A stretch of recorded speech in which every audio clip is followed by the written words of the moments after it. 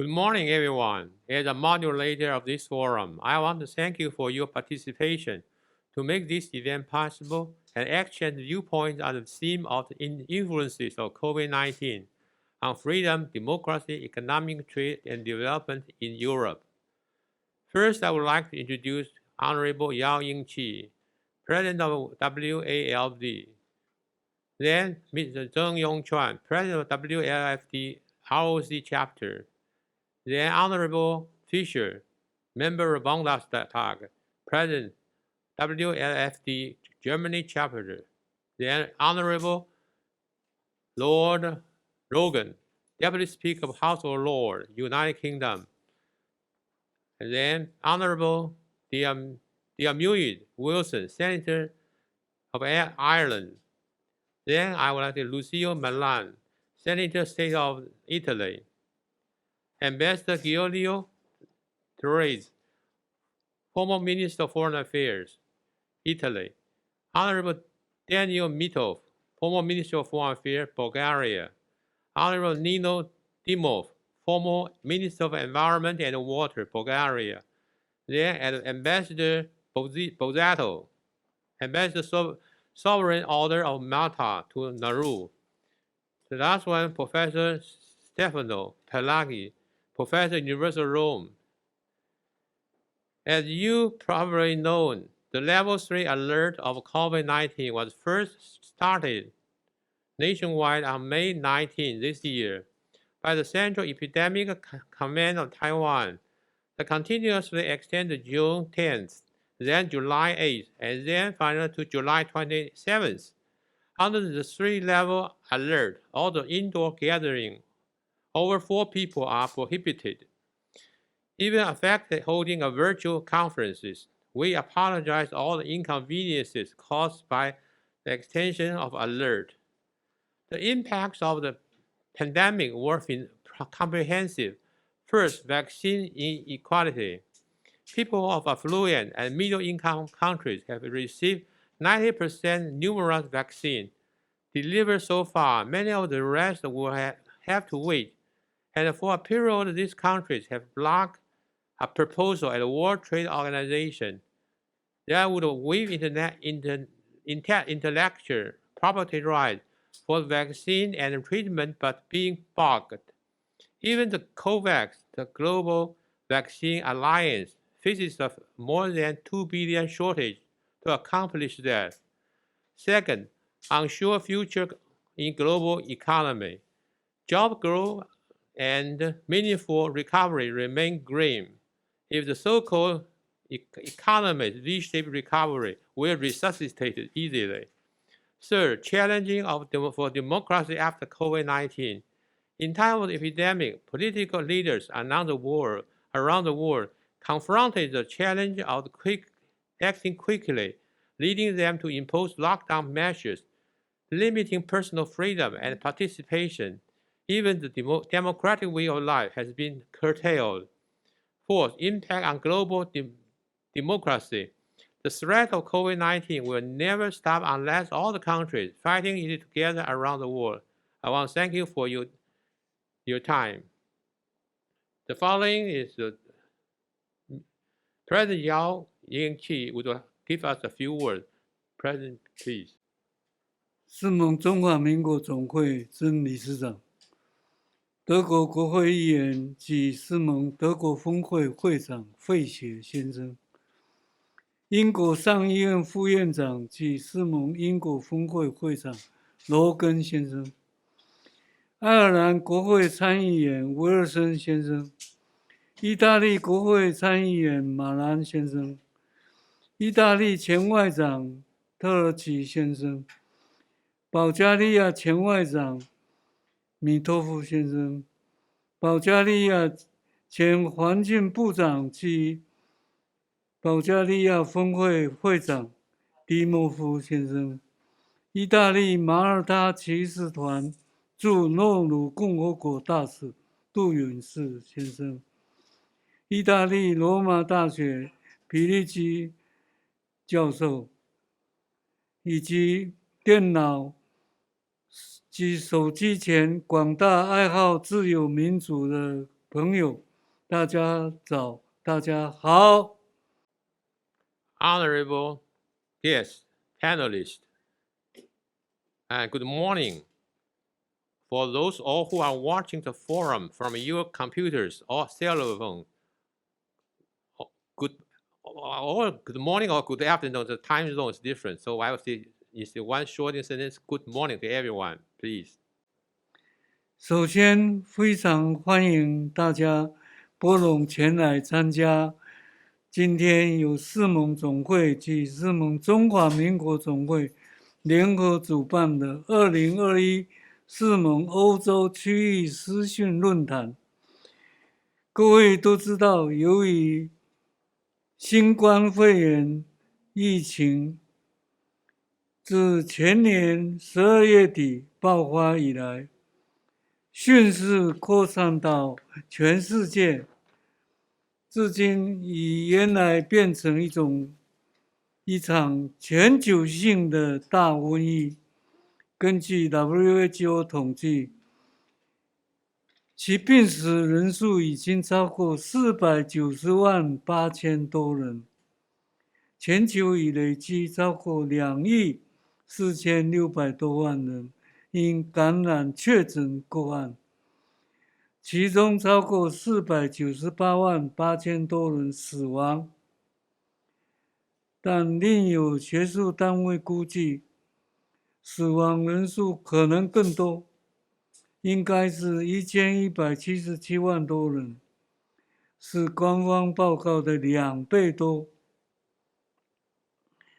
然而，无论如何，新冠肺炎疫情可说是人类史上大规模流行病之一，尤其是它的变种病毒毒株不断横生，传染力更强，至今无法有效防治，已造成人类近代史上2战以来全球最大规模的伤害，不但威胁人类生命安全，也造成全球经济严重衰退。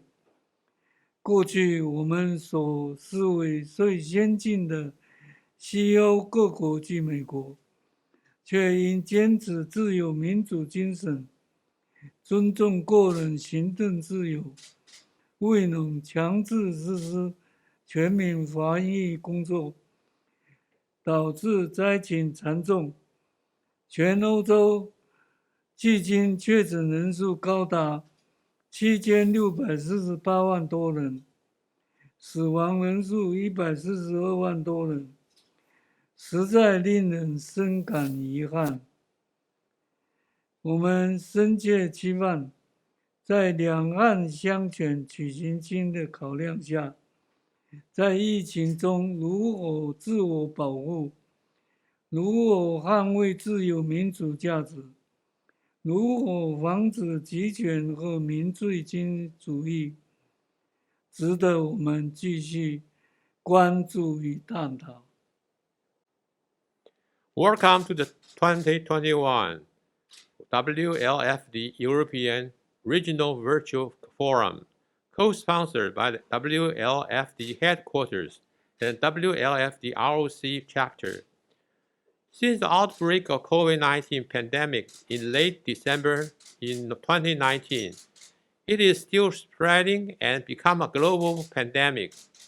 According to the recent research of WHO, it comes to the result of total confirmed cases over 246 million and the death toll over 5 million.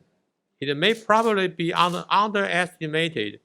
The toll could be more than 11 million, 2 or 3 times of the official number. However, it is true one of the biggest pandemics in human history. Due to the variant of the virus are still developing and more infectious, the pandemic is not going to be easily and effectively controlled. It has caused the costliest damage to the whole world in modern history, resulting in the big threat to human life and causing global economic recession. Even the most developed Western Europe countries and the United States fell over at the beginning and turn out as the total confirmed cases are over 76 million, with deaths more than 1 million and 422,000 in Europe. We eagerly look forward to measuring our better ways to protect ourselves from the virus, to safeguard the value of freedom and democracy, and avoid authoritarianism and populism. It works out our effort while keeping on concerning the development of pandemic and earning and caring for the freedom and democracy. 我们知道，由于感染新冠肺炎是透过人与人的近距离接触而产生，并且有引发重症致命的风险，于是各国政府限制人民活动自由，采取封城、边境管制等措施，禁止各种比赛、集会等活动，因而对各行各业产生重大的影响。各国政府莫不积极普遍采取解救措施，不但加强提升疫苗至少施打2剂的覆盖率，以拯救个人宝贵生命，更加在经济上采取宽松货币政策与财政政策，以活络市场贸易。然而，事实证明，一时的车水杯薪对景气低迷帮助是有限的。一日疫情不解决，经济无法乐观恢复正常。我们相信，病毒无国界，唯有继续积极研发有效疫苗，继续追加疫苗，全面提高疫苗施打覆盖率，降低人民感染重症风险，有效控制疫情，与病毒和平共处，才是恢复往日生活习惯、经济复苏、贸易恢复正轨，人民得以安居乐业，国家繁荣富庶，全球化无贸稳定发展的不二法门。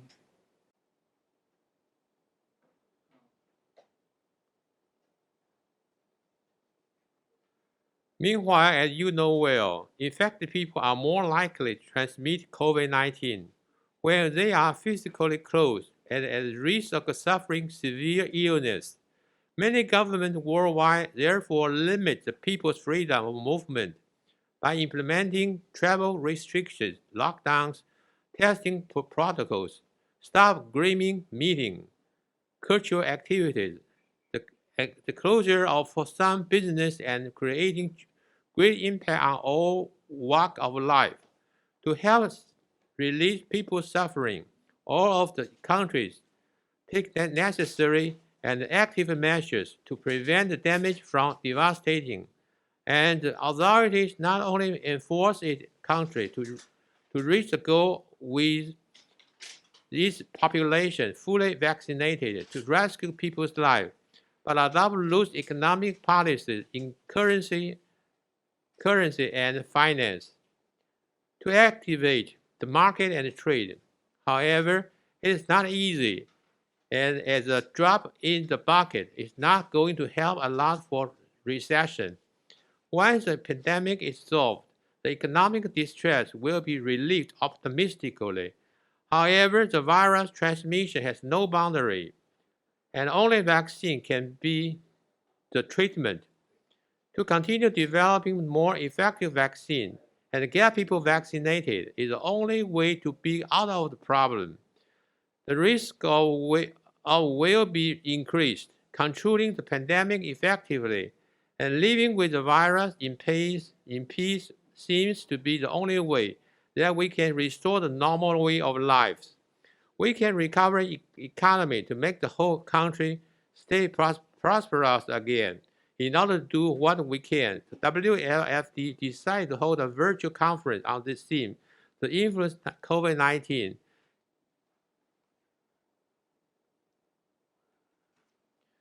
On freedom, democracy, economic in Europe, to discuss the pandemic influence on freedom, democracy, economy, trade, and finance that affect people in Europe. I deeply appreciate your participation.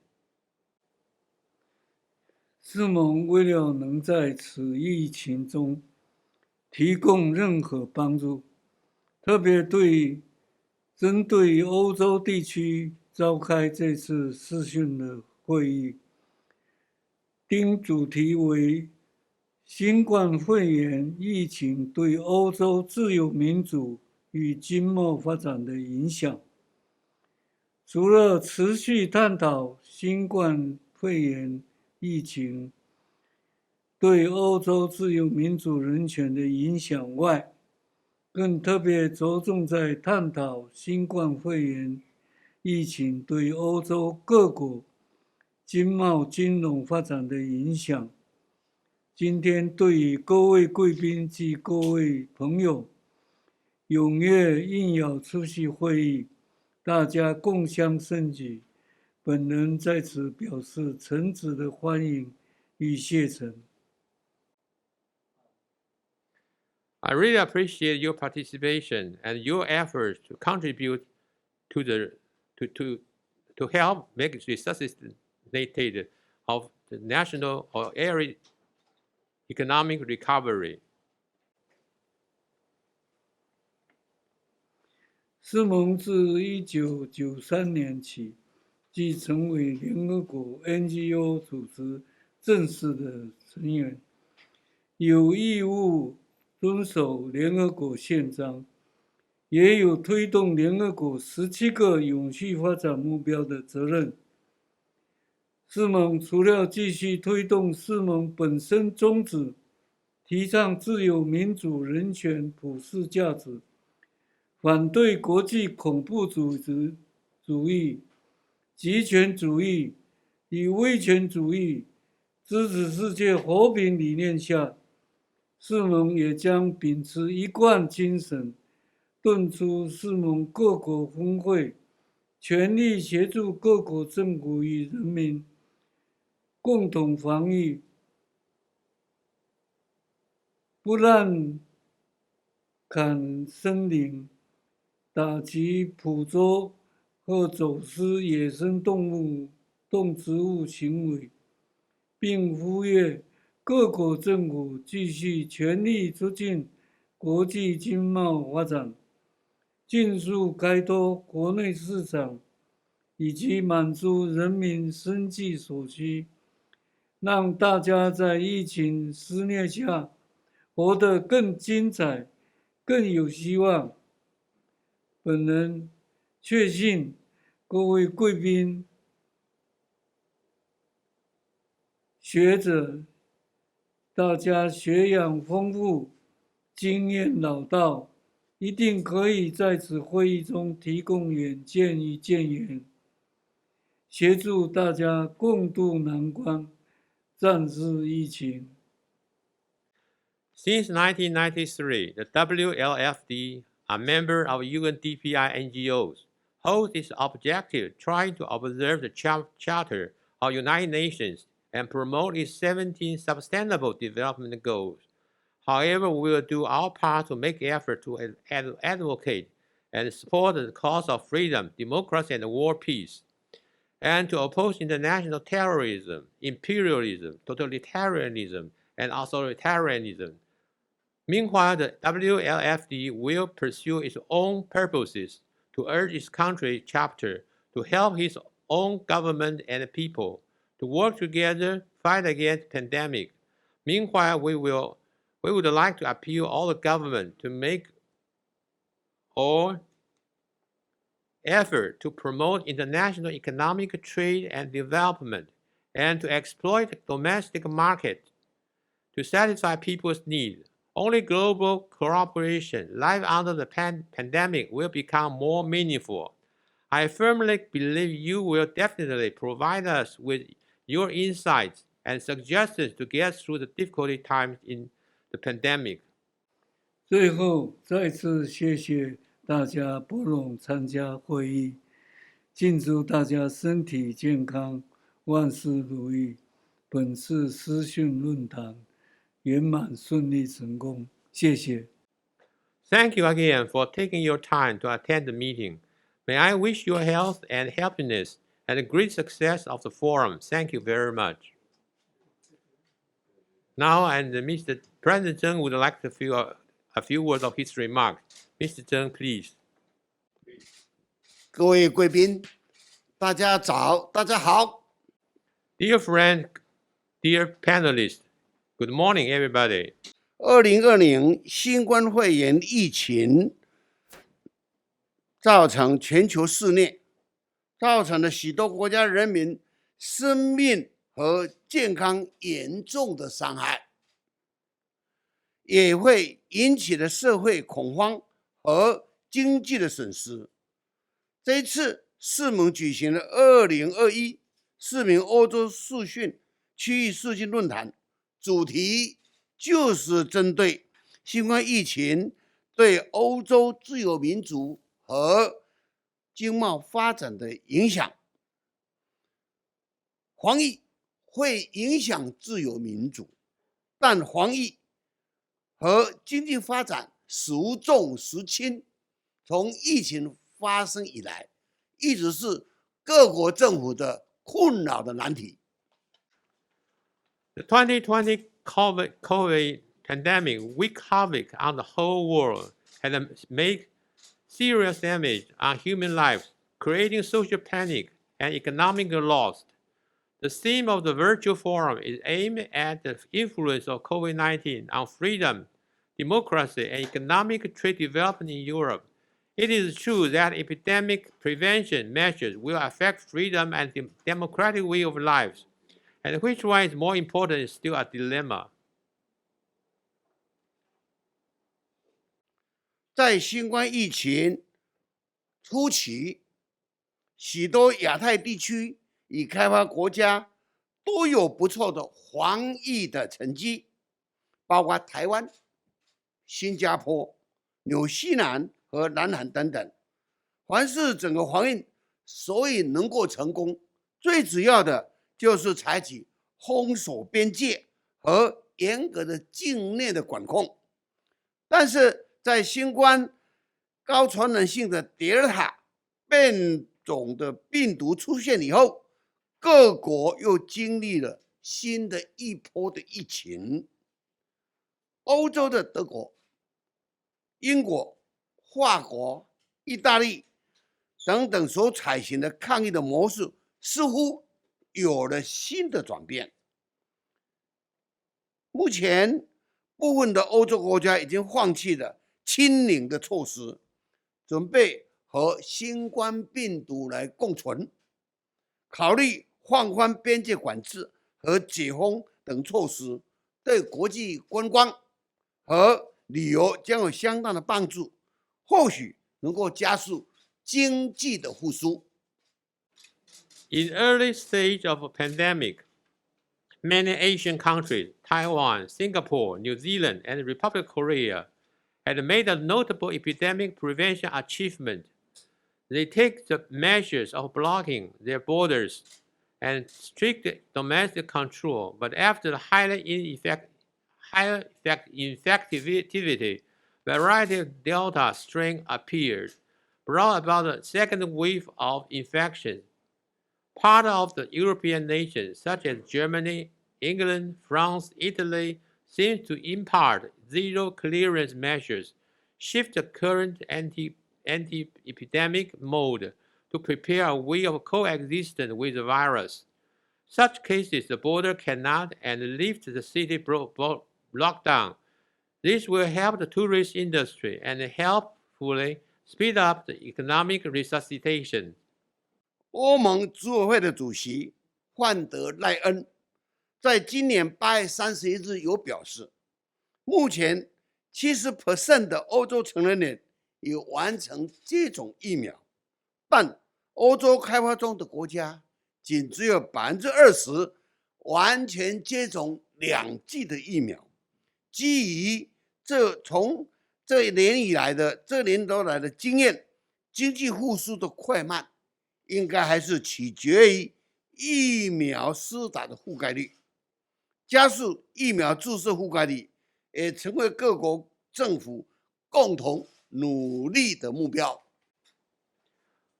Ursula von der Leyen, President of the European Commission, indicated on August 31st this year that about 70% of European adults had vaccinated, but people of the developing country only 20%.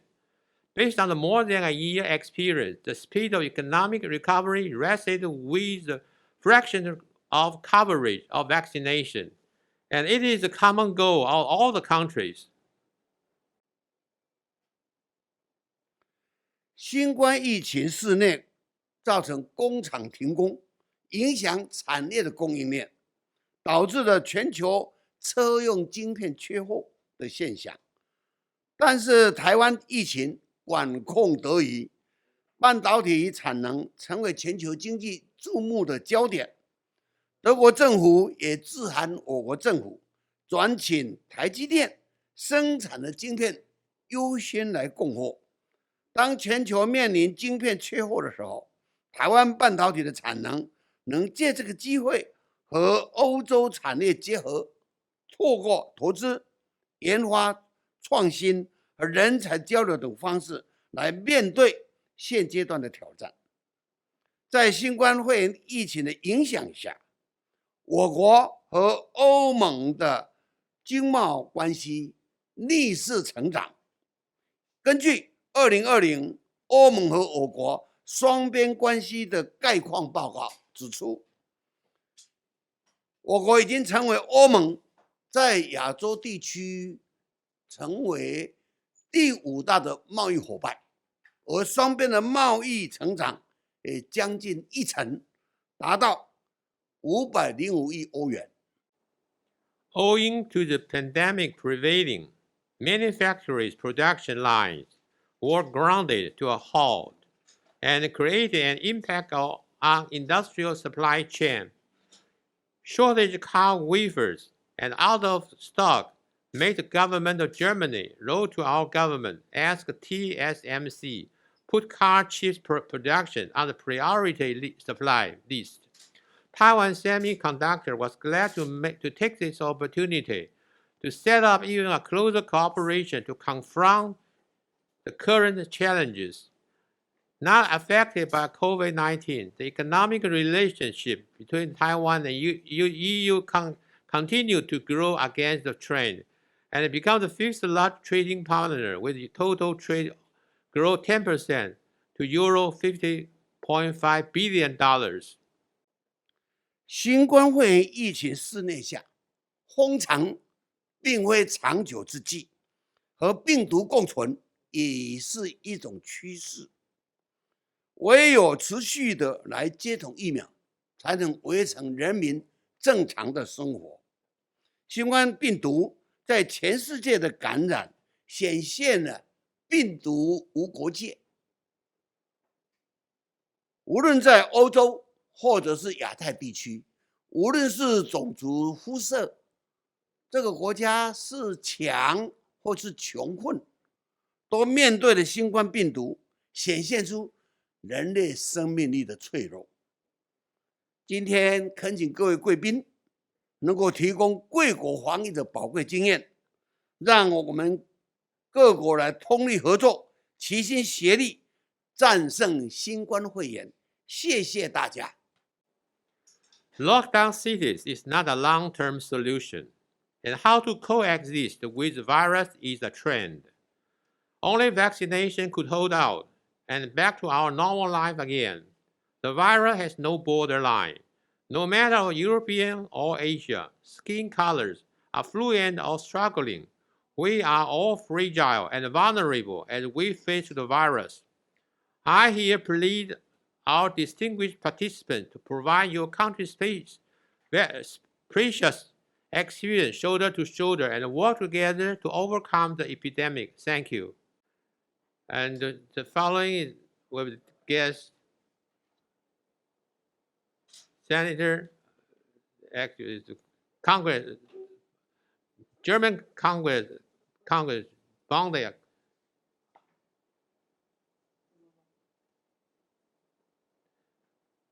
Fisher. I cannot see it.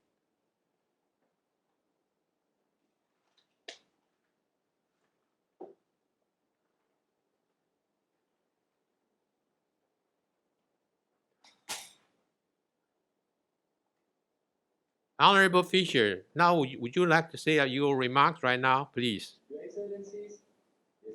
Your Excellencies. Ladies and gentlemen, dear friends, the COVID-19 pandemic and the associated various states and other interventions in the economy and society, as well as the simultaneous withdrawal of the United Kingdom from the European Union, have led to diverse economic and social changes and also to major upheavals in Europe. As the current survey by the Brussels-based political institute, European Council on Foreign Relations, shows on the perception of the corona crisis. Only 11% of respondents in Germany currently feel free in how they organize their everyday lives. Before the corona crisis, that was 38%.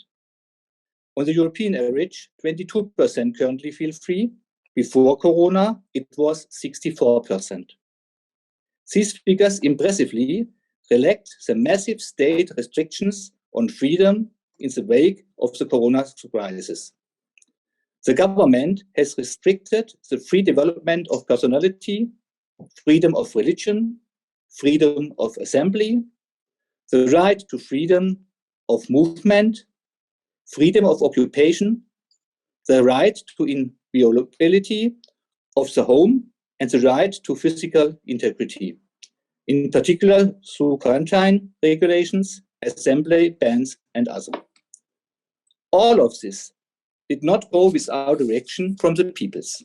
Not only in France, but across Europe, we have seen, in some cases, considerable excesses against the corona measures imposed by the governments. In Germany, demonstrations against corona measures were banned and these bans enforced. The young generation is particularly affected by government intervention and the long-term effects. Not only health impairments due to the wearing of masks, lack of exercise, and severely restricted social contacts inhibit their further development. School dropouts and other training impairments also have a massive effect on human capital formation. The corona generation was and is being deprived of changes in life. The reporting on the corona pandemic was and is largely not balanced. It is not only in the public broadcasts that reports and discussions are mostly on-site fair promoting and aimed at potential damage caused by the virus. Less on the documentation and factual assessment of actual developments. Efforts to continue influentially with information through consultorships measures, for example in social networks, are faced with the problem that more and more people are currently turning to alternative sources of information. They are apparently less and less able to understand the measures taken and the reports in the mass media and are looking for explanations for their situation. There were considerable irregularities in the federal election in September, and notably in the Federal Republic of Germany. In this context, a quote comes to mind by US President Abraham Lincoln, who stated as early as 1886, "You can deceive part of the people all the time, and the whole people part of the time. but you can't fool the whole people all the time. An increasingly critical attitude of the population is a challenge of our democracy. Hans-Jürgen Papier, former president of the Federal Constitutional Court in Germany, stated in spring, the rule of law has a double function as a guarantor of the freedom of the citizens and the one hand and the other hand guardian of their security by means of the state monopoly on the use of force on the other hand. An understanding of the rule of law that is one-sidedly dominated by the guarantee of security and not at the same time by the idea of freedom would bounded the rule of law. The state and its legislation have to strike an appropriate balance between. The line has been cut off. We will continue proceeding. So, Mr. Logan, would you say a few to deliver your speech right now? Absolutely. Europe. Good evening, Asia. Ladies and gentlemen, it is a pleasure with you again, unfortunately, not in person. A lot has happened in the world since our last virtual forum in June 2020, with COVID-19 providing the backdrop to much of what almost in every country on the planet has had to endure. In my native Northern Ireland, more than 2,700 people have lost their lives after contracting COVID-19, with more than 275,000 out of a population of 1.9 million testing positive for the virus. Thankfully, the approach adopted by the devolved government in Northern Ireland has been relatively good. In particular, credit for this should be reserved for my Ulster Unionist Party colleague, Northern Ireland Health Minister Robin Swan. His calm approach and willingness to listen to professional scientific advice while taking personal responsibility for key decisions has underlined his absolute commitment to public service. When the history of the pandemic is written, I have no doubt that Robin's contribution will be judged especially favourably. As has been the case in most territories around the world, freedoms have been heavily curtailed in the United Kingdom, so international travel bookings are now picking up significantly. For my own part, I recently had a welcome change to travel to Portugal with my family, where the sun generally shines much brighter than in Belfast. And with the Christmas season now fast approaching, it is my sincere hope that people around the world will be able to spend quality time with their loved ones over the holiday period, a pleasure that is denied to most of us last year. One of the topics we are discussing today is economic trade development in Europe. COVID-19 has clearly impacted this, but as a result of the Irish Sea border foolishly agreed to by the EU and UK government after Brexit, Northern Ireland has endured a particularly changing period. As well as adding costs, slowing down deliveries and placing items such as perishable foods at risk of being wasted, we have reduced the range of goods available to customers in Northern Ireland. I have made this point on many occasions in the House of Lords and will continue to do so until common sense prevails. The Irish Sea border is not democratic. The elected politicians who sit in the Northern Ireland Assembly did not agree to it, and the problems it has created must be urgently addressed. Gentlemen, what brings us together in this forum is our shared commitment to supporting Taiwan.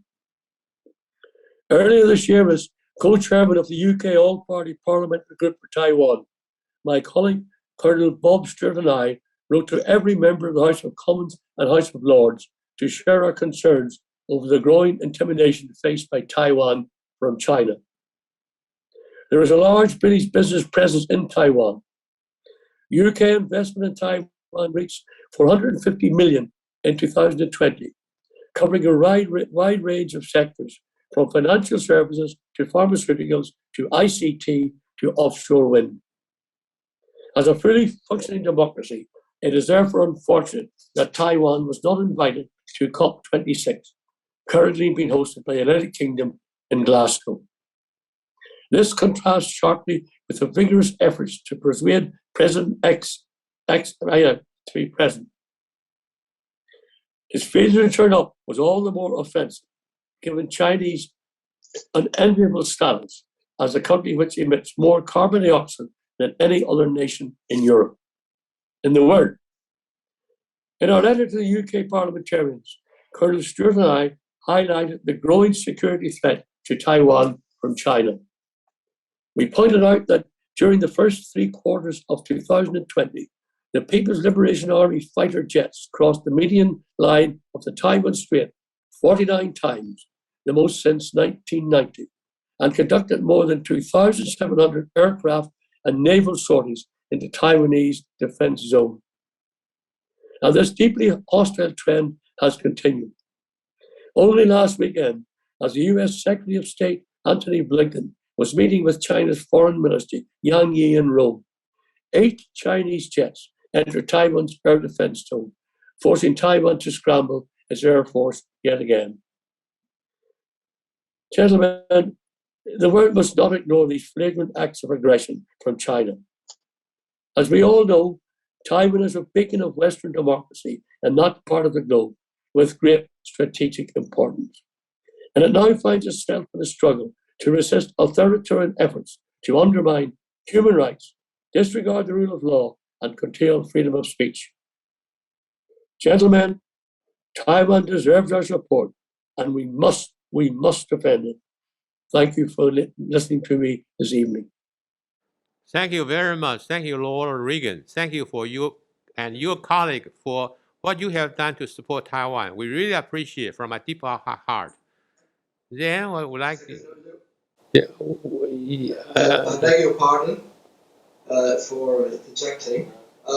Because of the delay in the schedule and because I'm expected at the Embassy of Italy in Tokyo, I most humbly and kindly ask you and my fellow panelists if I can deliver my address before my predecessors, because in the official schedule, because otherwise I wouldn't be able to make it to the embassy in time. Go ahead, please. So, with heartfelt apologies to my fellow panelists, I will give my talk right now. Please. President Yao, President Tseng, Secretary Liu, Your Excellencies, fellow panelists, dear friends, greetings from Tokyo. COVID-19 has affected us all, but some have fared worse than others simply because of the just they do and the insecurity of their living conditions and livelihoods. The coronavirus crisis has exposed the challenges to health systems around the world, especially in Europe. People who have been hit the hardest are also among the least protected by national policies and systems, and the pandemic has brought their precarious situation into sharp focus. The COVID-19 pandemic has highlighted the importance of effective governance for health system performance and resilience. And on this proviso, it's important that governments address health inequities and ensure that everyone has, first, secure living and working conditions that enable them to live a healthy life and to thrive, and access to quality health services when and where they need them without experiencing financial hardships.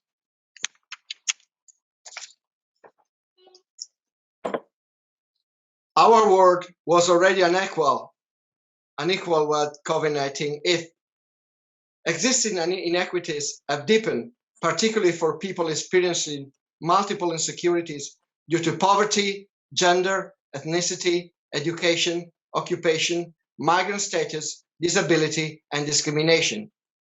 And new risks have emerged. For example, deprivation is a risk factor for COVID-19 infection and early loss of life. Speaking of Europe, for example, in Sweden, 30% of residents of a low-income area test positive for COVID-19, compared to only 4.1% in high-income areas. Second, gender inequities, because globally women make up 70% of the health and social care workforce, and they are more likely to be frontline health workers. Recent data from Germany, Italy, and Spain show that confirmed COVID-19 cases among female health workers are, in many instances, 2 or 3 times higher than those observed among their male counterparts. Third, race and ethnicity. People in minority and ethnic groups have experienced a disproportionately high risk of serious infections and premature death during COVID-19 pandemic. For example, 34.5% of critically ill COVID-19 patients in the United Kingdom were from an African, Asian, and minority ethnic background. Fourth, people in detention and receiving care. New evidence is emerging of heightened risk for people in detention and being cared for in institutional settings. A particular risk factor for COVID-19 mortality is residency in a nursing home. Between 42 and 57% of COVID-19 deaths occurred in long-term care facilities for older people in Belgium, France, Ireland, Italy, and Spain. Action is thus urgently needed in the health sector and across government to remove the barriers to a fairer and healthier life for all. A 2019 report for the World Health Organization in Europe pinpointed the 5 main drivers of health inequities in the World Health Organization European region exist. I will list them briefly. First, health system. Barriers to access, poor quality, financial hardships caused by out-of-pocket payments. Second, financial security, poverty and not being able to make ends meet. Third, living conditions, lack of decent housing, food, fuel, living in an underdeveloped, unsafe neighborhood. Fourth, social and human capital, isolation, powerlessness, and lack of education and training opportunities. Employment and work. Fifth, employment and work, lack of decent work and poor working conditions. Therefore, a new vision to ensure healthy lives and well-being for everyone in the European region must be shaped around the goals of leaving no one behind and reinforcing the capacities of health authorities. Monitoring and strengthening equity in health and health systems will therefore be a core task over the next decade. And I would like to conclude by praising the wonderful work that all the members and volunteers of the Sovereign Order of Malta, that they have the honor and privilege to represent, have been doing since the very beginning, since the onset of the COVID-19 pandemic.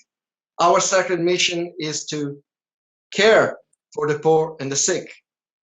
And indeed, there are many examples of heroism among the members and volunteers of the Sovereign Order of Malta in Europe. Thank you very much for your attention, and apologies again for disrupting the schedule. Thank you.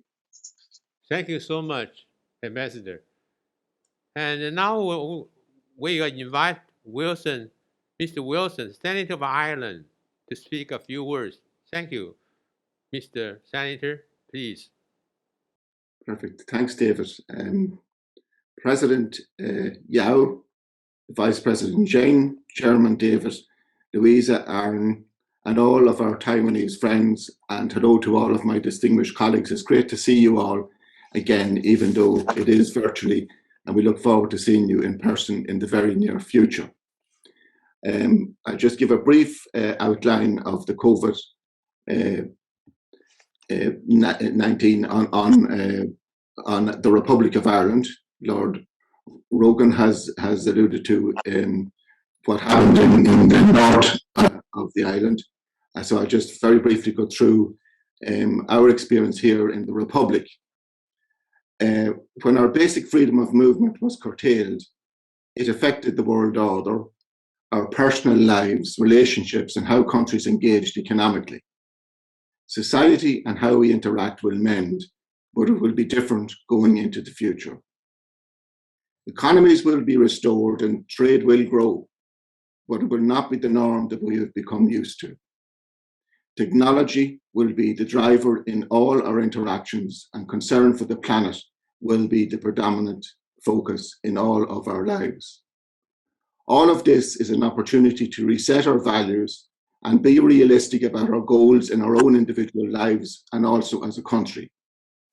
The EU as a bloc must lead by example, putting the well-being of citizens first and foremost to the centre in each and every policy and decision. Quality of life issues must be addressed and must come before the protection of the large corporations and their profits. The goal of the EU must be to reprioritise its objectives, putting its people first, dealing with the climate change, upholding the rule of law, standing up for human rights, and creating an overall economy based on social democratic principles. Initially, the danger of COVID captured the attention of the Irish people, who were paralysed through fear.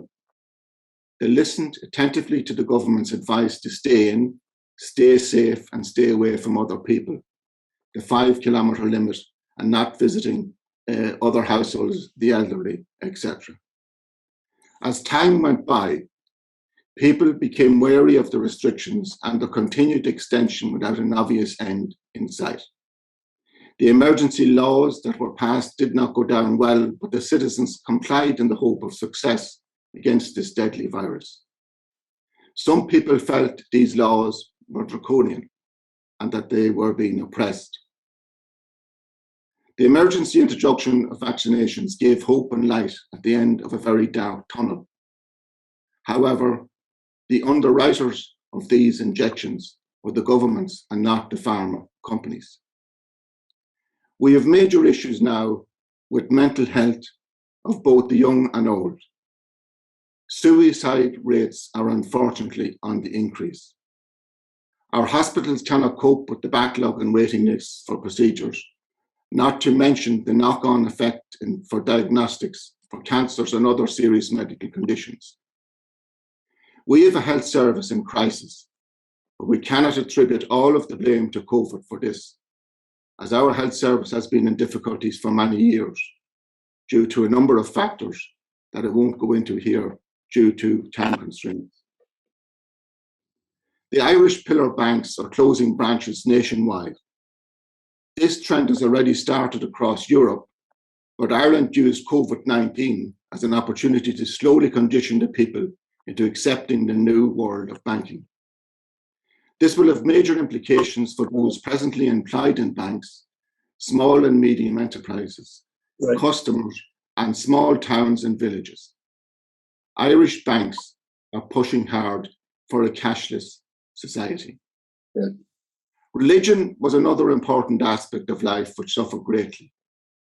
Church leaders cooperated with government, but later found that people of faith were demanding access to services, which in itself caused friction between the church and the state. The power of people eventually pushed open the door to sacraments and adoration.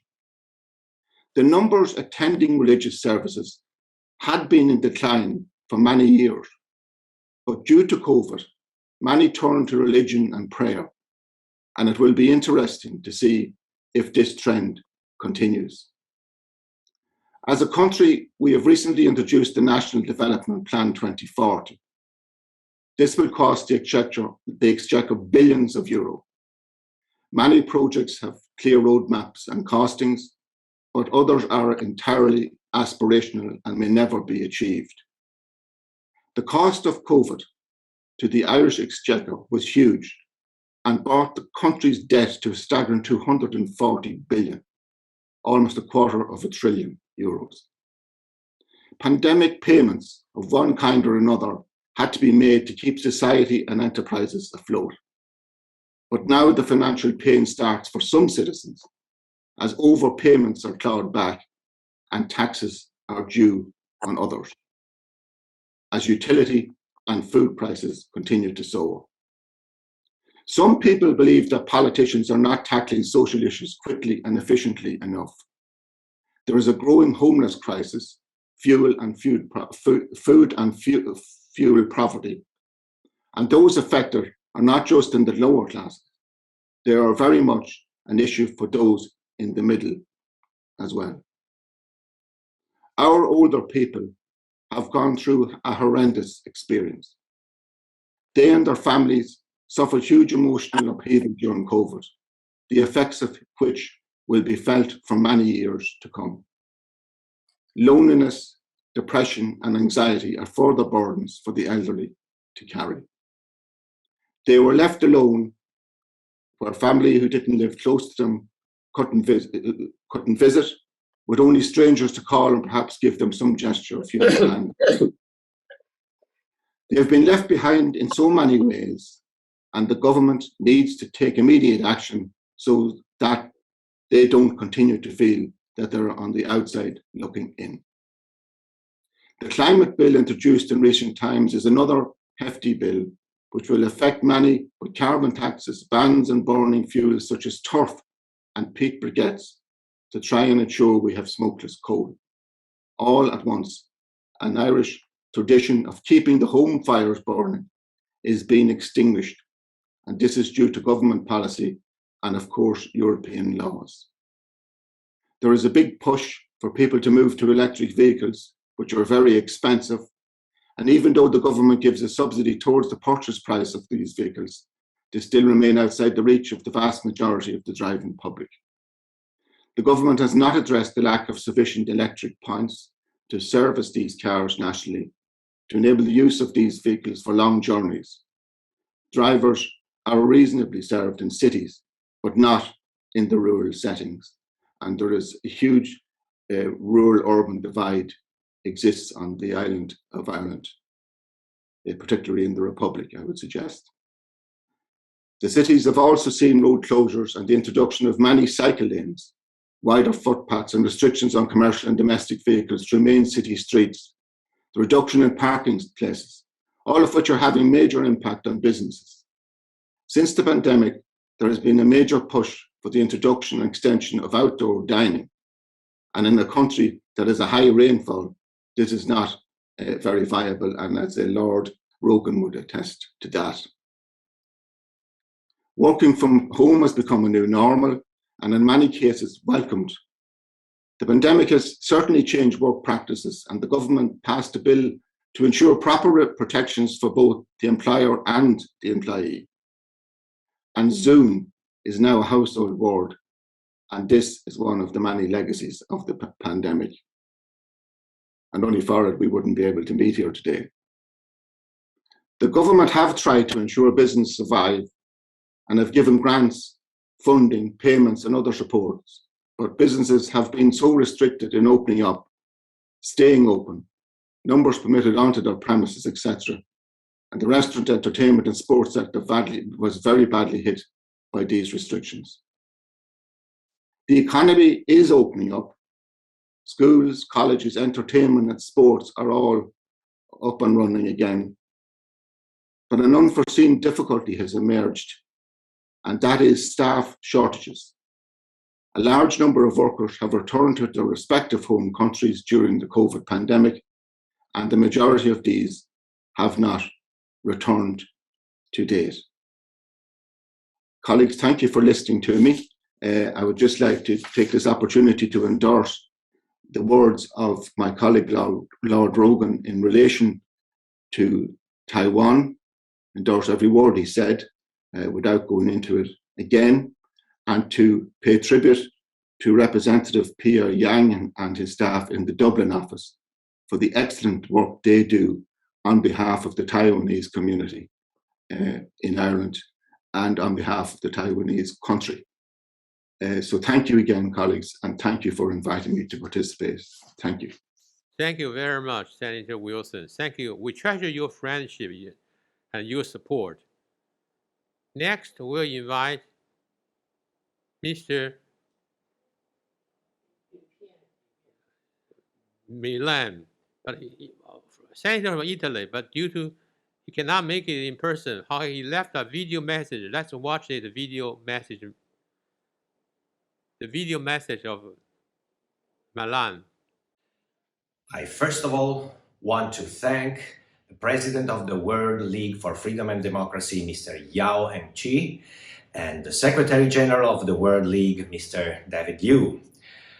I am sorry that I cannot be live with you because in this very moment I have a important session in the Senate with votes and so on.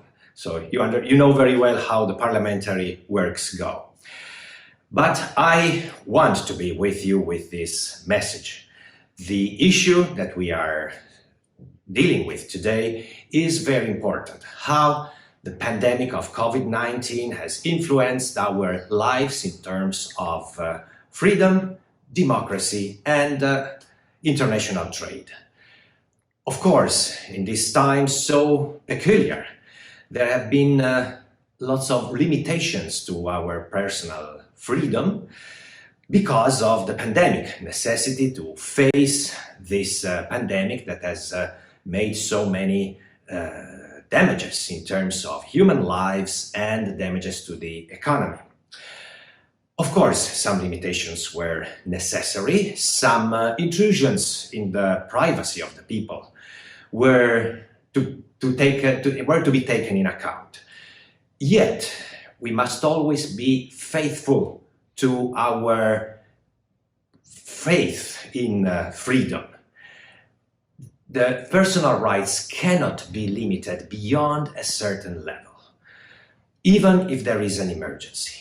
And let's remember that 100 years ago, in the years 1918 to 1920, there was a big pandemic, the so-called Spanish fever, that lasted 2 years and made from 50 to 100 million deaths in the world, in a world that was populated by only 1.5 billion of people. That is the same as if today we had 300 or 400 million dead.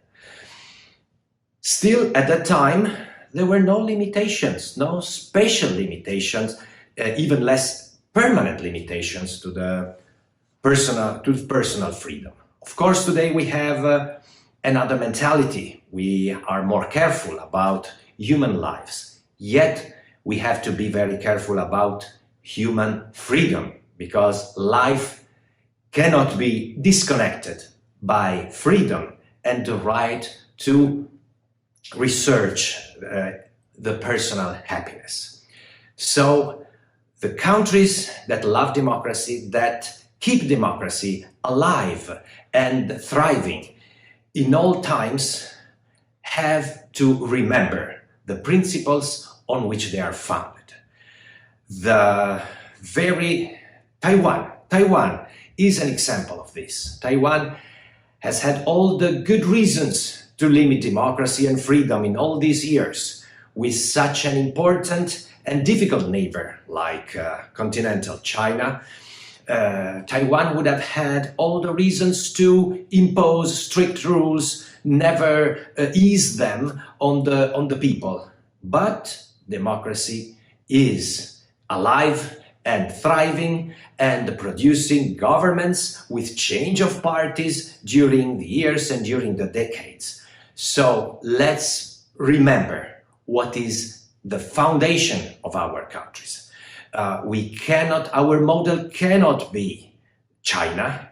Our model can be, for instance, Taiwan, can be the way that other countries have faced this emergency, putting as little limitations as it was possible to the personal freedom.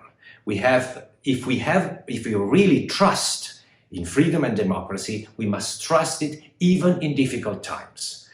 Thomas Jefferson, when he was governor of Virginia, of which he had written the Constitution, that gave personal freedom as a permanent right and the democratic procedures as the pattern to follow in any instance, Thomas Jefferson in that time was requested by many people to suspend the Constitution because there was the war with England, a war for death or life. He refused that because he said that if canceling personal rights and freedom in difficult times, then it means that it is always better to suspend personal freedom and democracy, even in normal times. Besides, it is always possible to find emergencies. Emergencies have been the foundation of many tyrannies, of many totalitarian systems. There were always emergencies. So let's face the emergency for what it is. Let's not forget our principles. As for the economic side of the issue, of course, economic freedom is as important as the fundamental personal rights and freedom of speech, freedom of press, freedom of communication, freedom of religion. They cannot be disconnected. It is an illusion to think that one can have economic freedom without freedom of opinion, freedom of expression. The productions have to be questioned. And if the production, and if you cannot speak about parties, about political ideas, political ideologies, you will not be able to speak about products. You will not be able to speak about how a company can limit your freedom, can take away your personal data for users to make money on you without your consent. So let's stick on our principles. Freedom and democracy. Thank you for all what you are doing, all that you are doing. Thank you for inviting me. And I hope that in the next years, in the future, we can have more freedom and more security. Remembering what has been very wisely said, those who are ready to sacrifice part of their freedom to have some more security will not have and don't deserve neither freedom nor security. Thank you very much for your speech delivered by a video message. The next gentleman who would like to have Miss Ambassador Delaci, former Minister of Foreign Affairs, Italy. Mr. Delaci, please.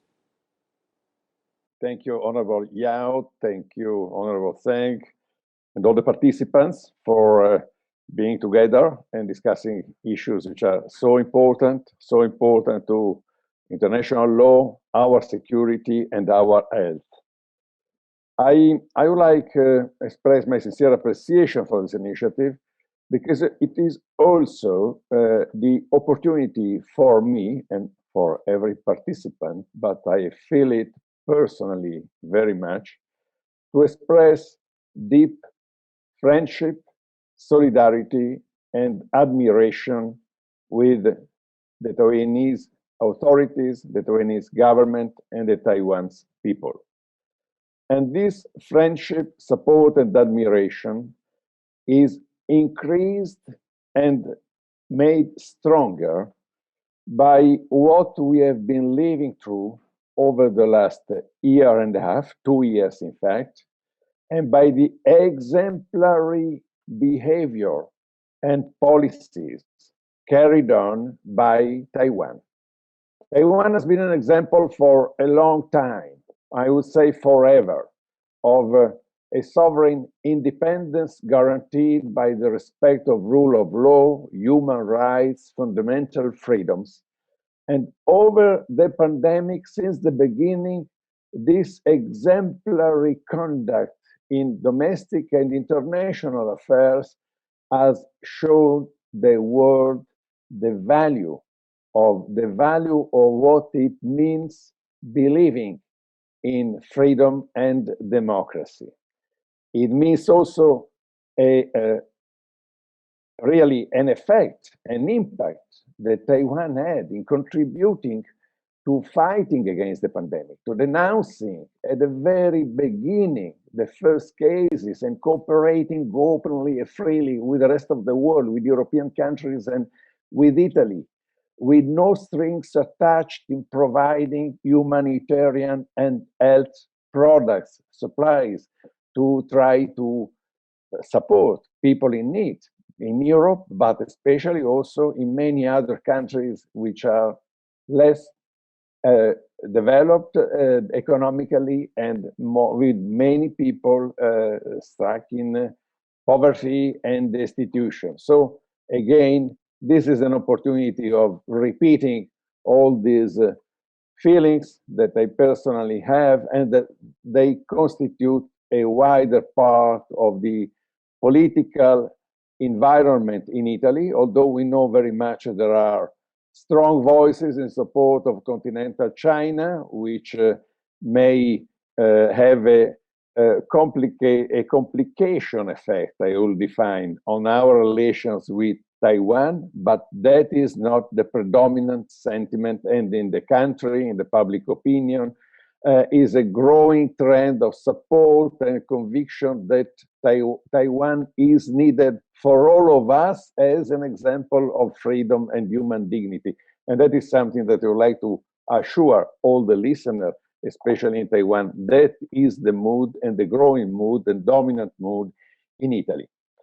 Now, coming to our subject more directly, there is no doubt that COVID-19 pandemic has been and still is a perfect storm for some of those governments and regimes which over the last 2 decades, and more so over the last decade, have become increasingly determined in disrupting an international order centered on the rule of law, the right to know, and certainty in international law.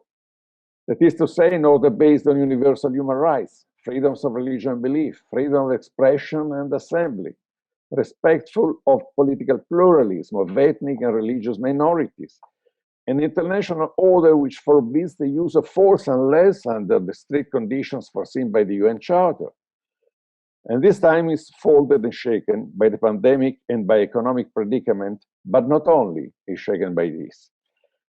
Is shaken because one of the most significant threats in the long shadow of communist China, whose strategic purpose is to challenge the West liberal democracies and the EU member states with a sort of an unrestricted asymmetric warfare, not only in the economic field, but also and especially in science and in technology.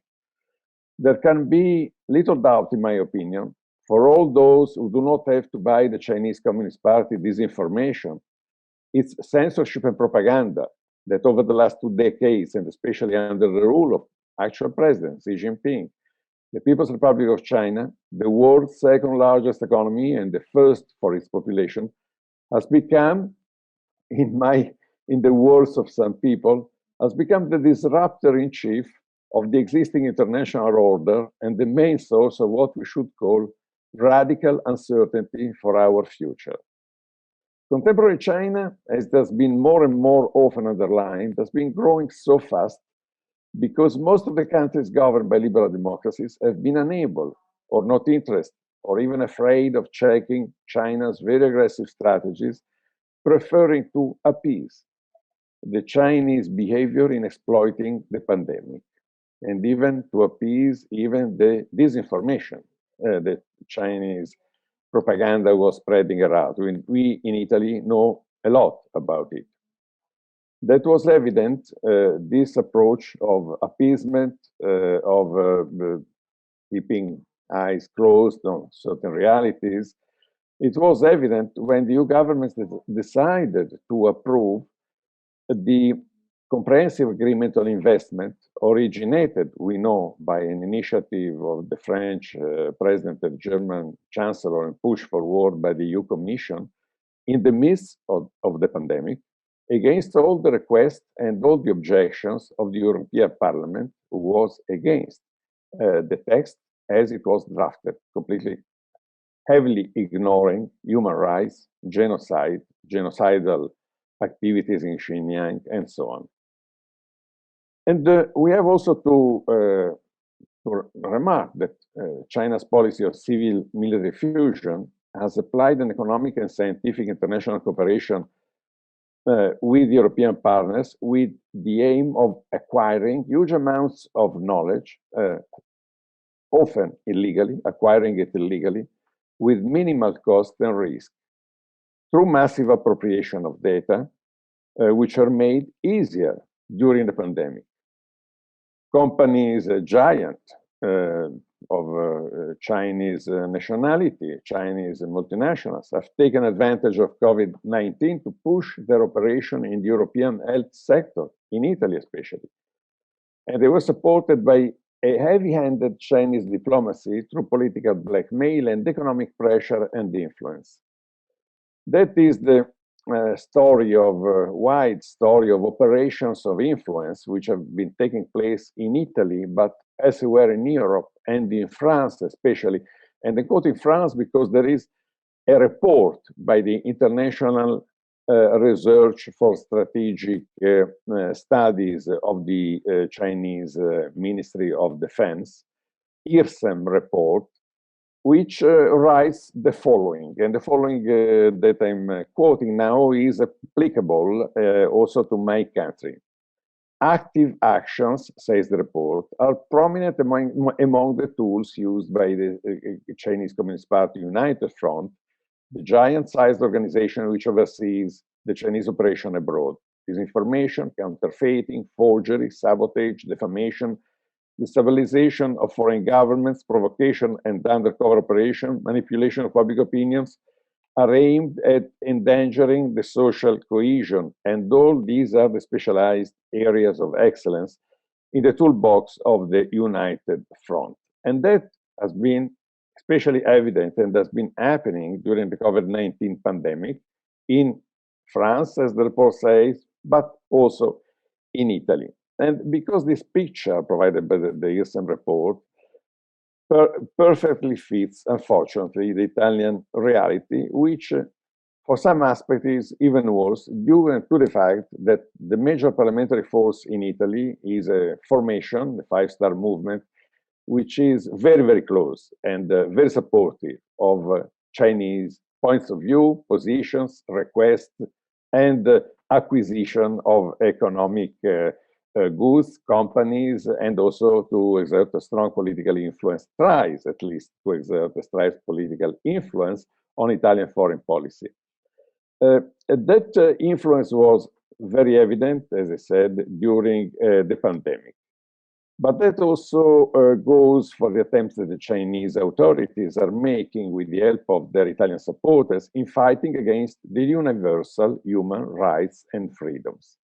The concept of universality of human rights and freedom. And there is an attempt to have a strong influence on the government. Fortunately, the Draghi government is less permeable and less absorbent of this influence. But there is no doubt that these attempts are very much in place and even getting stronger if they don't achieve what they want to achieve.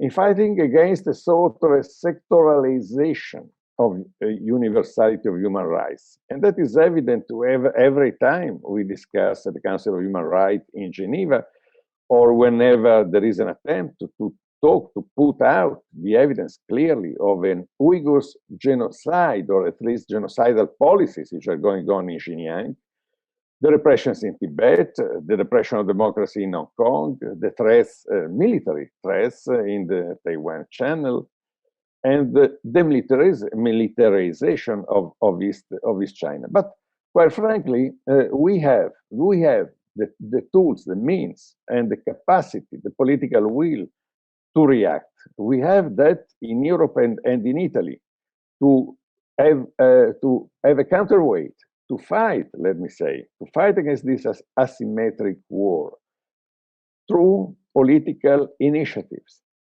Political initiatives in respect for human rights, for the affirmation of the rule of law. We have strong arguments to build and bolster new strategic alliances on the most important issues, especially and above all in the realm of big data, of intelligence, of defense, of foreign and security policy. But we have at the same time be aware, and I'm talking about the Italian public and Italian political environment. We have to be aware of the challenges we are facing, and that is the history. Make an example.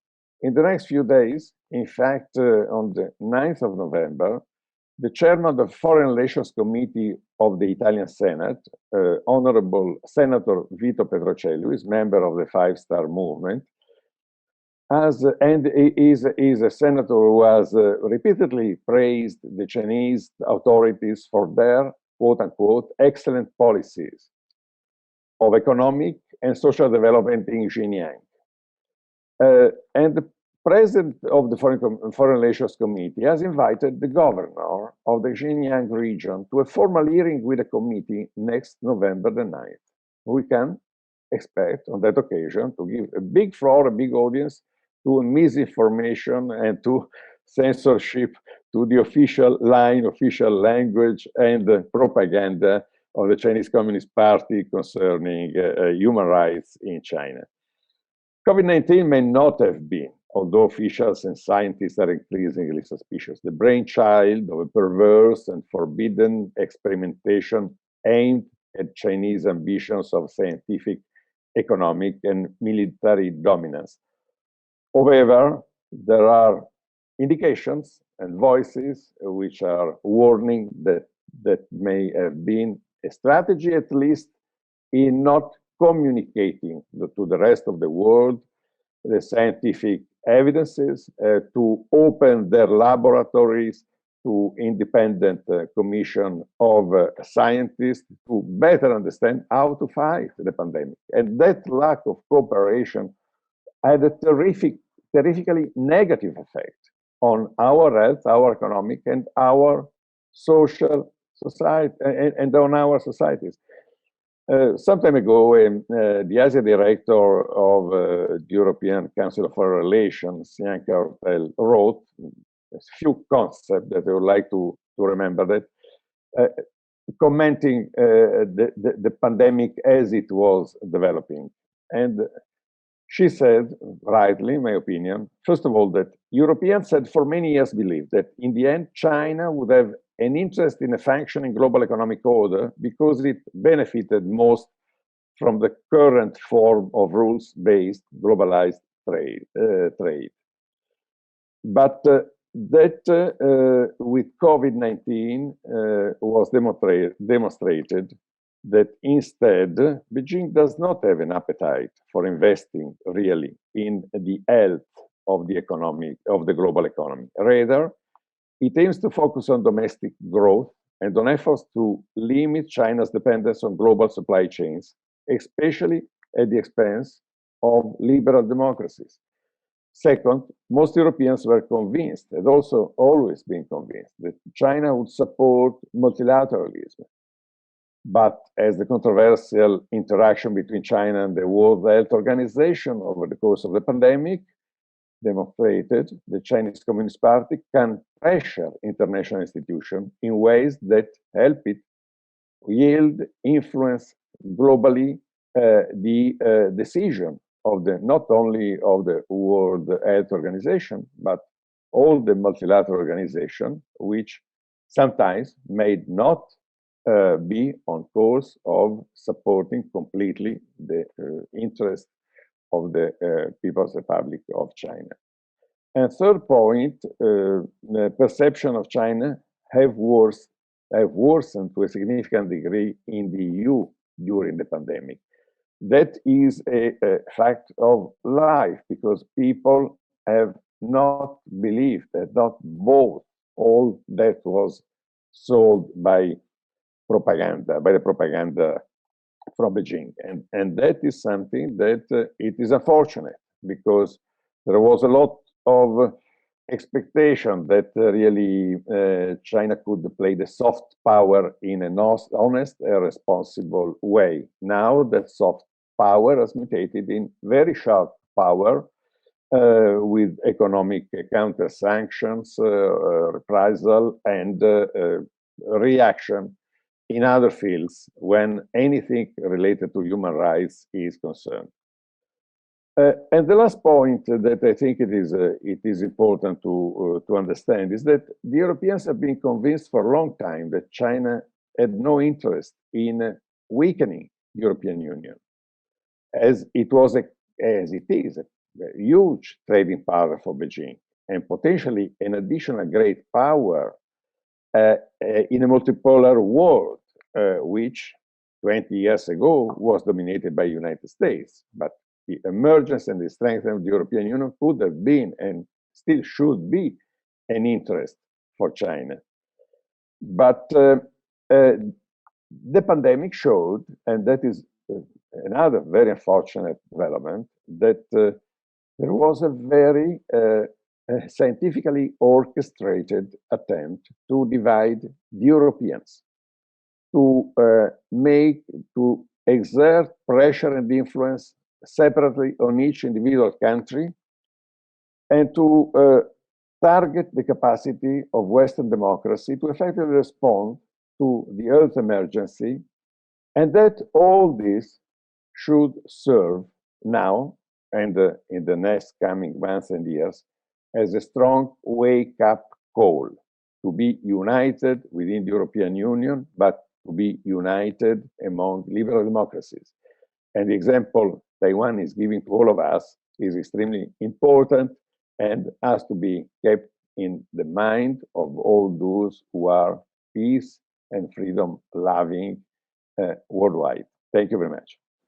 Oh, thank you so much for your provide a detailed analysis together with the research results from IRSEM, M5S, and ECFR to decompose what current Chinese influences over the Europe. Thank you very much. The next will invite Dimov, Mr. Dimov, Hono Dimov, former Minister of Environment and Water, Bulgaria. Mr. Dimov, please. Thank you.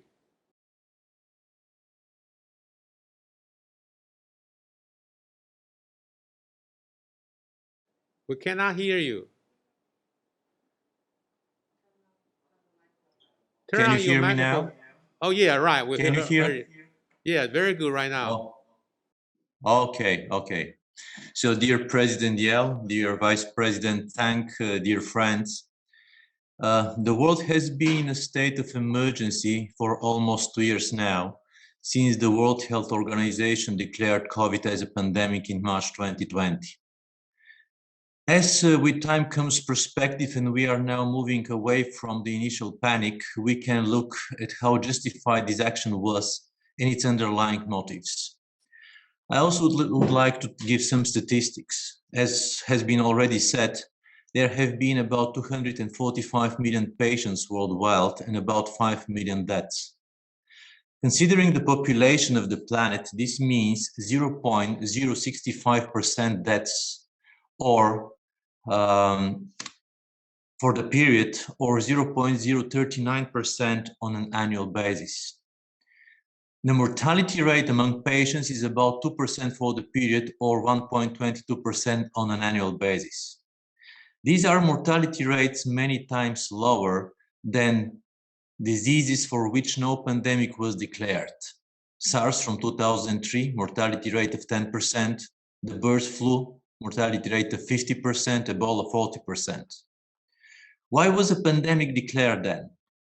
Supposedly, the reason behind declaring a pandemic was to take care of people's health.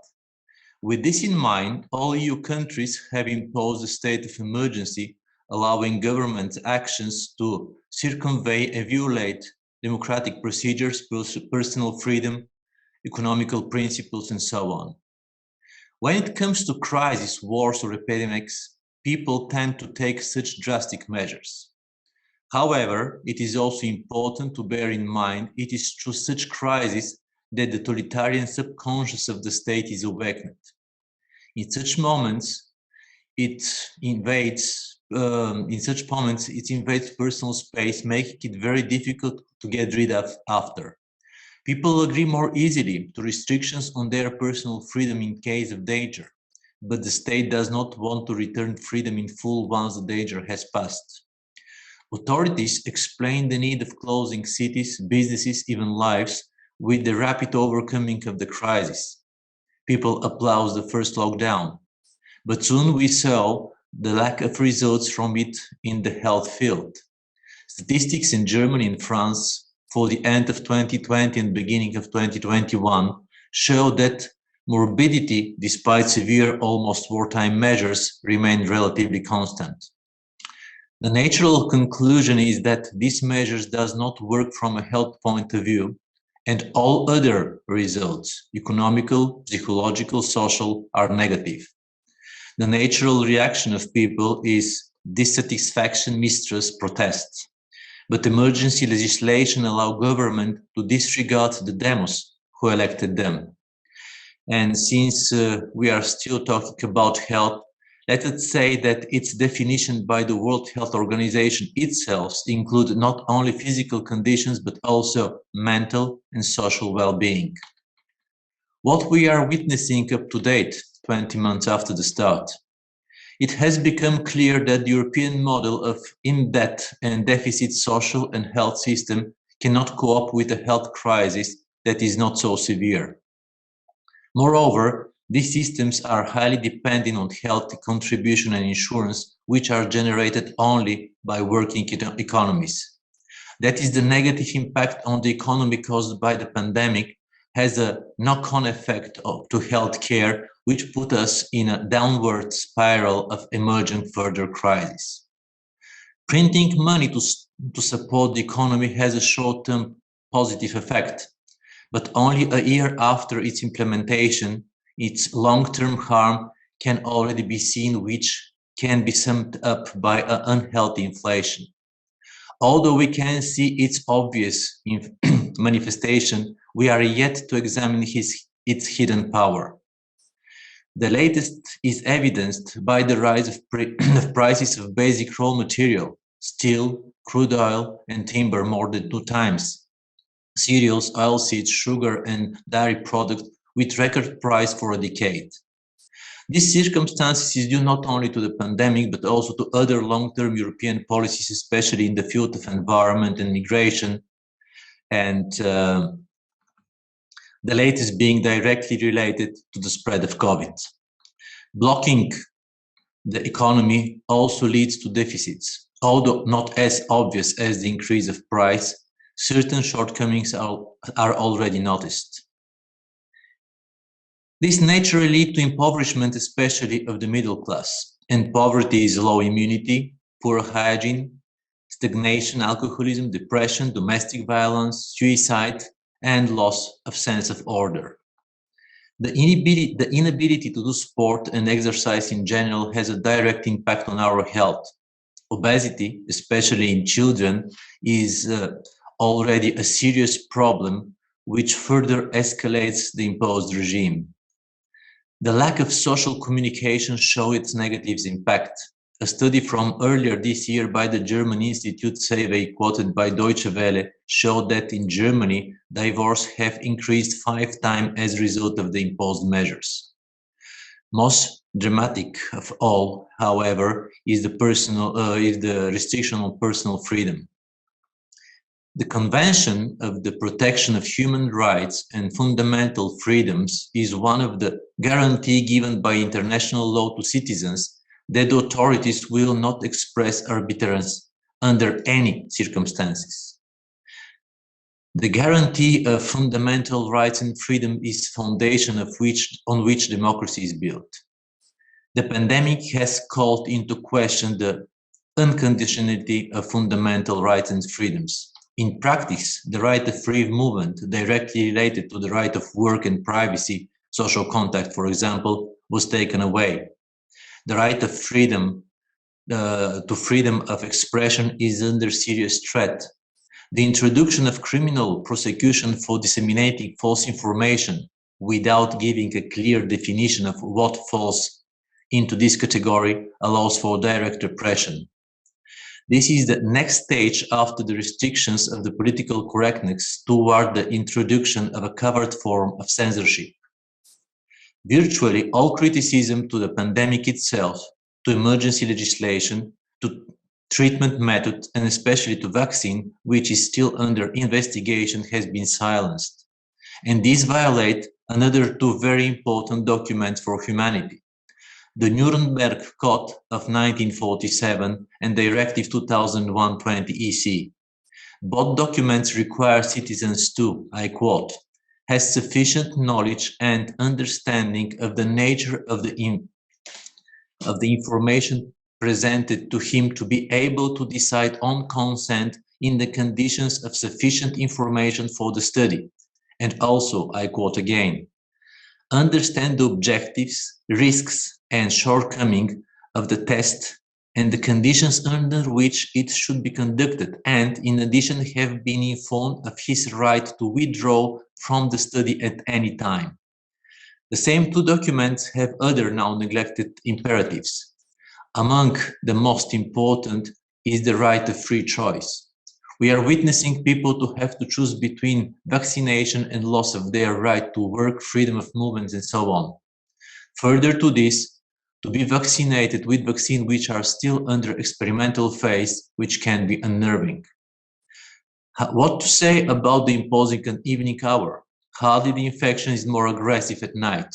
The ban on visit to restaurants, cafes, theaters, cinemas, concerts, markets, sport events, and so on. All this is reflected in the mental health of people. These problems is censored in the central media, but its response on social media is huge. Violation of personal freedom have led to disproportional police violence against protecting citizens. Widespread incitement of fear, the imposition of excessive criminal prosecution with imprisonment and disproportionately high fines. People with different understanding are set against each other, which destroy the integrity of society. The European Court of Human Rights has repeatedly justified its ruling by saying that, I quote, access to rights of a minority cannot depend on the consent of the majority. Without getting into statistical dispute over whether the majority want to be vaccinated or not, should the right of those who do not want to depends on the consent of those who want to? Or maybe the decision of the European Court should be applied selectively? Doesn't such an approach destroy another of the foundation of democracy, equity before the law? In this regard, Bulgaria could, until recently, be given as a positive example for a country able to find a balance with a priority to preserve the personal freedom and right of citizens in a pandemic. What is happening in Europe today is a key test of our understanding of freedom and democracy, rooted in our culture. We are witnessing a neoliberal policy that gradually aims to destroy capitalism, democracy, and the inextricably linked freedom. Its latest manifestation is the corona pandemic. Previously, the restrictions were justified by the terrorism threat. To these, we must add migration policy, the hysteria surrounding the global warming, the perversion of the Istanbul Convention, and the LGBT unnatural political rhetorics. Honorable Lucio Milan said, and I will repeat to end with the words of Benjamin Franklin, they that can give up essential liberty to obtain a little temporary safety deserve neither liberty nor safety. Thank you, President Yao, and all staff of World League of Freedom and Democracy for the excellent work and giving me the opportunity to take part in this session. Thank you very much. Thank you very much, Minister. Thank you very much for your remarks. I cannot agree more with you quoted Benjamin Franklin quotations as your conclusion again. When the right to freedom of expression is under serious threat, they that can give up essential liberty to obtain a little temporary safety deserve neither liberty nor safety. Yes, true it is. The next gentleman will invite a panelist. Will invite Mr. Professor Belagi. Professor Belagi, please. Thank you much for inviting me. Hello to all my friends from World League Freedom and Democracy, to President Yao. Well, I'm really glad to be here, and I will give just a few remarks on the influence of COVID-19 on freedom, democracy, and economic trade. The consequence of the virus, the COVID pandemic on the European society are not clear yet. It will take probably decades to understand the social and cultural repercussion in the various European countries. The process in which we do make history are slower, but the commercial and the economic exchange have a very short reaction. And the pandemic has shown us how the global economy is so interconnected that thinking of a protectionist or an autarkic process have turned out to be just an ideological perspective with no real possibility of application in everyday life. You can buy an technological device now in Europe because of the shortage of semiconductor. So these really we now all discover how cars, how everything that comes from information technology is strictly interconnected in the global chain of values. And I just made this introduction to show how the rhetoric of this new Cold War between Washington and Beijing, it's fails precisely in the face of those simple facts. At the time of the Soviet Union and the United States confrontation, the economic system of the two countries were separate and incompenetrable. But even during the technological competition between the United States and Japan, markets were essentially capable of self-sufficiency. So everybody was looking forward to the internal market or to some markets which were not connected with the other competitor. But the situation now is totally different, and the interconnected economy is huge.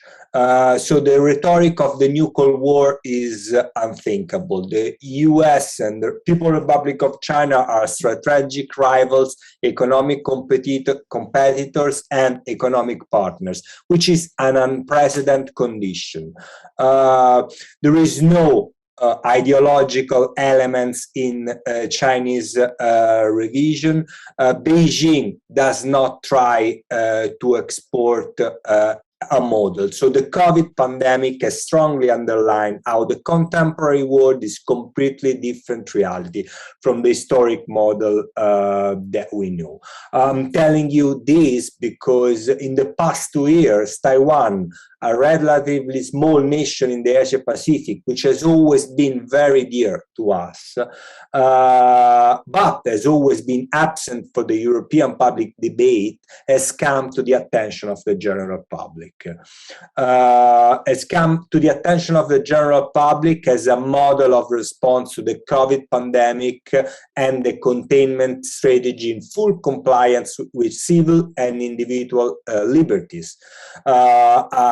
Something which all the relator before me stressed and highlight.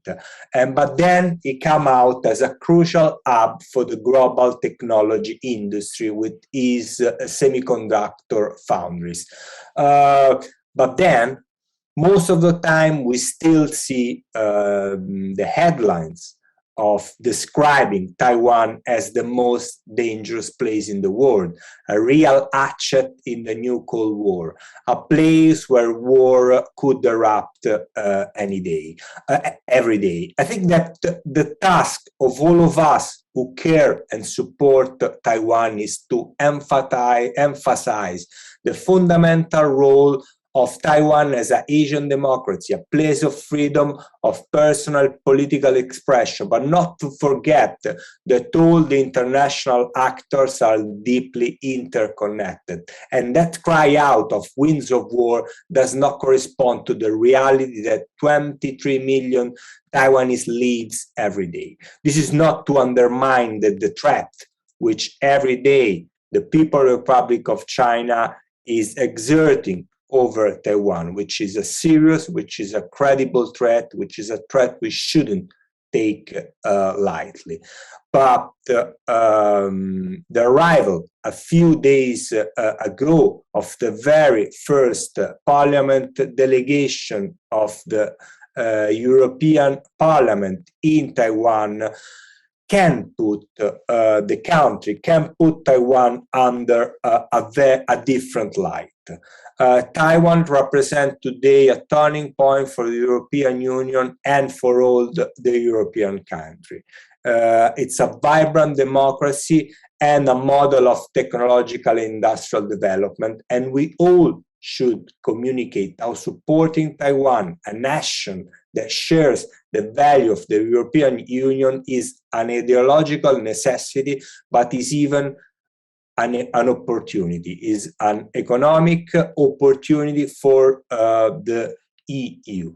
So it is really important that we are not only have an ideological alignment with Taiwan, but Taiwan could be a big opportunity for all the European business partner to build new and stable relationship under the common roof of democracy and truth and freedom, individual freedom. Thank you. Thank you, Professor Pelagi. Your analysis is very informative and comprehensive. Thank you for your continuous support to Taiwan, our country. Thank you so much for coming, joining us today. Now I think the time is already 2 hours. The time is up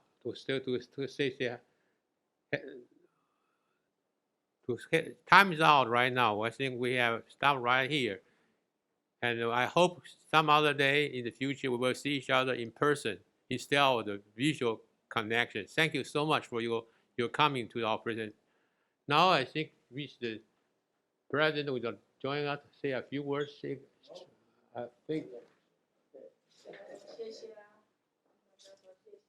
you very much. Thank you very much. Thank you so much. Thank you very much.